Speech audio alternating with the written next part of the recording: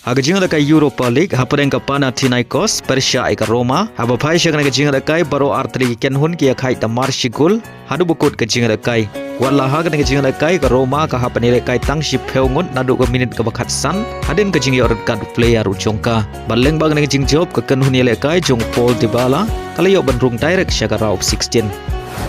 Hagajing kai hapdeng ka Lille Persia ka Freiburg hagna ka jinga kai ka Lille ka lakhor ka nam job hadin kalala ban lem ka Freiburg da shigul lanot badia kan ka gol Pynjop layo ban Thep lengbo Giroud haswa ban kut kecing kai kata ha minit bakandai peu plus r Henry walla ka Freiburg ka Sharem ha kan kecing kai kadang yo ban Rung direct syakara of 16 kad bakal lil kadang ha ban kini Rung syakara of 16 Hagajing kai ha ka Porto Persia ka Rangers ha ba phai syakana kecing kai ka Porto ka lakhor ka nam job hadin bagalala ban pelem ka Rangers la ka way baleng bagan ke jingjop ke Porto kalau yo Rung direct syakara of 16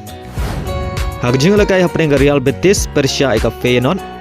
hagan ke jingle kai ka Kynhun le kai jung Antony ka Real Betis kalau khor ke nam job hadin bagalala ban pelem ka Feyenoord da ar la ka way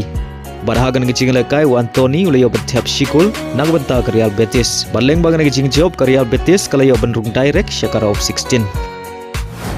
Hagajing kai hapeng ke Aston Villa Persia ka Salzburg Aba phai shakna ke jingle kai ka Kynhun le kai jong goalkeeper ka Argentina o Martinez ka Aston Villa ka lakhor ka nam job hadin bagalala ban pelem ka RB Salzburg da laila ar baleng bagni jingjop ka Aston Villa ka layo Rung direct syakara of 16 Hagawai par ka jingle kai Europa League hapdeng ka Lyon Persia ka POAK FC hagni ka jingle kai ka Lyon kadang peteng ban khor ka nam job hadin bagalala ban pelem ka POAK FC da Saul ar Baleng bagan ke jingjop ka Lyon kadang pat ia ka kerdan ka beningkong ha ka mi ia keng point bat kalayo Rung direct syakara of 16